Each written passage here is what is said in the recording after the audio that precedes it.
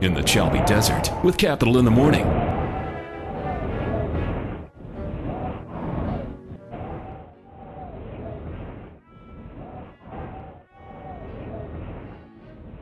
It's 7:22, and today we have got an absolutely amazing show. We've got a guest that is, should we tell them now or should we tell them in a little while? No, we have to tell them now. We've got it. Go right ahead. Well, we have Risper Muthamia, the regional manager of Mnet East Africa. Good morning, Risper. Good morning. How are you? Very well, thank you. Thank you so much for coming on the show. Thank you for having me. We're going to be talking to Risper today, and there's so much to find out, not only about Mnet, but also the people behind Mnet. And Risper is definitely people behind Mnet. Yep, and we want to know what makes her tick. We want your deepest, darkest secrets. And we want them on air. And the ones that you refuse to say, I'll say. Oh dear, sugar. Oh dear, I should have known. that's the kind of show that we're going to be having this morning, so keep it locked to 98.4 Capital FM. But first, we want to give somebody a t-shirt to run for that Standard Chartered Marathon. Moses Kwayu. You have sent us, you've spoken to us actually through Facebook, and you say you will be running along with your son so that you can raise funds to restore a child's sight. What an amazing reason to run, and also what an amazing person to run it with, because you're already teaching your son all about charity. That's just, yeah, stories like that touch us. So Moses Kwayu, congratulations. You get a t-shirt. And yeah, then you get to see us not run. you do. I mean, Risper, you know I don't run, right? So, But we will be putting our best foot forward. I'll be in charge of water, I've already said. We will be putting our best foot forward. Lots of interest on that Sonko story. We will keep you posted. Go onto our website, capitalfm.co.ke, to find out what the developments are with that one, and also some queries about the Nancy Baraza story. Again, capitalfm.co.ke, and we will keep you posted. Post your comments on there so that we can share. It's just, yeah, the Sonko story is absolutely, it's fascinating, yeah, because this person has just made the connection between the Sonko story and the Nancy Baraza story, and how are these going to turn out? They're test cases for our new improved and lemon-scented Kenya. new improved and lemon scented. But all of today we said that we are celebrating the amazing things that Kenya and Africa does, and certainly the conversation that we're having with Risper is all about celebrating what is great about Africa. So keep it locked to 98.4 Capital FM, and we will be having that conversation with Risper shortly and directly. And at Capital FM. Yes, that's our song every morning at about 4 a.m. Yeah, but right now, as it's 7:32, please wake up, because we have an absolutely amazing guest in studio today. Risper Muthamia, the regional manager of Mnet East Africa. Hi, Risper. Hi, How are you? Very well. Well, welcome to our show. Thank you very much. Thank you for having me. You're the regional manager of Mnet East Africa. Yes, that is right. a big title. What does that mean? What do you do? Well, other than just slaving around, it means that I just take care of Mnet's business in East Africa, which includes marketing and publicity, just making sure that we have enough content for our channels, that we're building relationships with the stakeholders within East Africa. And when I talk about East Africa, I mean Kenya, Uganda, Tanzania, Zambia, Ethiopia, Rwanda, just making sure that we're getting content from all these industries, that we are in good relationship with the film and TV industries in those relationships. It's basically that and a lot more. Goodness, that is a lot. I mean, because I know that you travel a lot. Yes, I do. Full disclosure, I know her off air. So this is journalistic ethics. I have to reveal these things.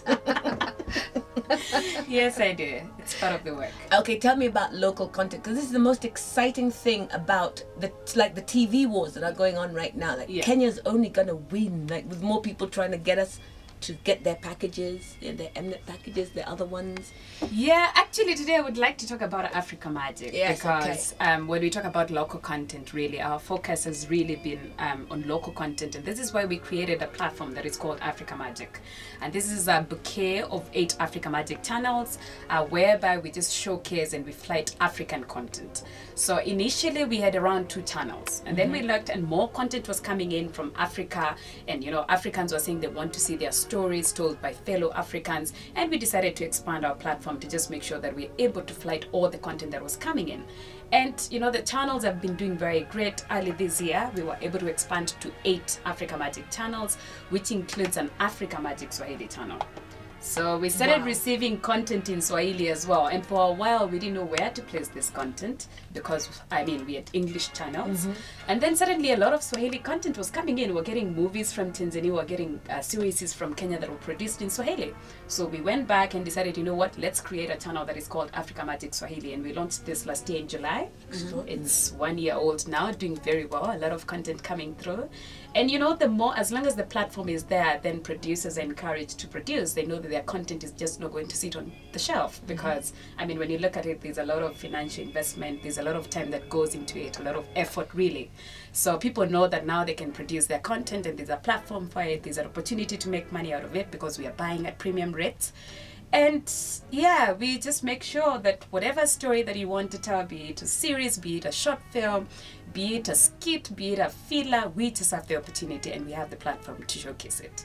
Wow, excellent. But Risper, did you always know that you were going to be in the film industry? To be honest, no. When I was growing up, I wanted to be on radio, and I was on radio for a while. I was just fascinated. When I was growing up, I would listen to radio, and I was fascinated by that person who was talking, and I couldn't see them. On TV, you could see someone, but on radio, I just couldn't understand. And I got to radio at KBC when I just first got into media, and it was a short stint at KBC. But then as time moved on, I just realized I actually wanted more. Now I wanted to discover TV. And then I moved to film industry, and I did productions. I worked with a local production house, and then I also got a chance to work with KTN, where I did a drama. And then I came to Mnet as the commissioning editor, and then moved on to the regional manager position. So hang on, you've been through the whole spectrum. So at KTN, were you actually acting, or were you producing? No. I was part of the crew. I was part of the crew. I went in first when we did. KTN did the first drama that was called Better Days. It was a local drama. And we were brought in to do the pilot, and the pilot was very successful that we ended up actually doing 2 seasons of that drama. And that is how I first got to do a TV program. Got to be involved in making of a TV program, and then after that, that's when I moved to work with a local production house which is called Complete Video Africa, based at Film Studios, and we did a lot of commercials and films, and it was such a learning process for me. So by the time I was moving to Mnet as the commissioning editor, I think I'd just been through the entire process in terms of what needs to, what goes on. Yes. And it's always very exciting for me, because at the end of the day, I just appreciate the effort that I see from the various film industries that I've had the opportunity to interact with. Producers really go through a hectic time trying to tell the African story, and I think it's important for us to appreciate that. When you talk to producers, they have financial challenges. They go to some markets where they don't even know the basic production skills. But either way, they're out there with a camera trying to tell a story. And at Africa Magic, what we decided to do is that we will open up this platform and make sure every producer, you can come in with your script, you can come in with your pilot, and we will talk through it. It's not everything that we get that we put on air. I must be honest about that, because quality is important for us. We want to make sure that we give our viewers the best quality that they actually deserve. You want to respect your viewers and make sure that you give them the best quality, but also you want to support the filmmakers. You just want to go through with them through the pilot and tell them why you can't put it on air, and give them skills that they can use to make you the kind of show that you want. And our interactions, it's very exciting, because at times someone comes in with a pilot, and maybe at that moment you can't put it on air because maybe it's not the right quality, but you give them notes and you tell them this is why we can't put it on air, and they go out actually and they shoot something that they bring and you put on air, and they make some money out of it, and it becomes exciting for us because we see the growth. Yes, And of course. as long as there's the passion, as long as there's the passion, I feel the African story will be told. Mm-hmm. And I see the passion. I mean, when you go to Riverwood and you talk to those producers, people are making movies in Nyeri, in Embu. A lot of people don't know about this unless you have interactions with these people. And some of them are using home videos. But at the end of the day, they are telling an African story.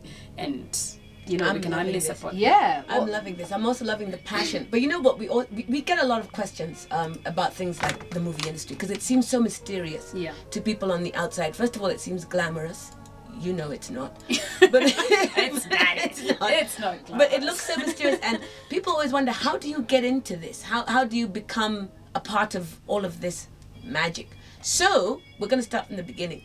Where were you born? I ask this because a lot of people think it's a very Nairobi thing. Yeah. You have to be sort of, it's got to be from the capital city. They're the only ones who ever get into these funky jobs. Yeah. And you weren't born in Nairobi, Oh, were you? no. I was born and brought up in the slopes of Mount Kenya. Like, my home is the last home, then Mount Kenya Forest. Literally. I promise you, like, we are separated from the forest by the electrical fence that KWS put up. So, and I went to school in Meru, both primary and high school. And I only came to Nairobi 2001, actually. There you go. See, there you go. You know, it doesn't matter where you're from in Kenya. You can actually grow up to become regional manager of Mnet. And also, seemingly, to make your own movies Yes. and have them aired. Yeah, you know, I think at the end of the day, what you really need, I mean, if you're passionate about something, if you know what you want to achieve, there's nothing that can stop you from being that person that you want to be. When I look back, I mean, I went to a primary school. We used to walk 2 kilometers or whatever to go to school. And I always knew that I wanted to be in media. I thought I wanted to be in radio, and that didn't stop. And what has happened for me, and I think what also could happen to a lot of people, is when you have the passion and you keep trying to achieve what you want, somehow doors open for you and you find yourselves with the right people, either interacting with the right people, and also just making sure that you put yourself initiative, because I mean, it's hard to get a job in the city, so you must also put some effort into it, some initiative, try to relate with the people that can lead you to where you want to be. And I think I've had that opportunity, and when I get that opportunity, I use it to the best of my, ability, because you may never know when that opportunity will come again. So when you get it, you just have to be the best at it. Just go for it. Yeah, just go for it. Wow. Risper Muthamia, Regional Manager, Mnet East Africa, talking to Ashuka and Renee on 98.4 Capital FM. An absolutely fascinating conversation, not just about what Mnet does, but who Risper is. And as you can hear, she is one inspiring lady. Keep it locked to 98.4 Capital FM, because when we come back, we'll be finding out more about the woman behind the title.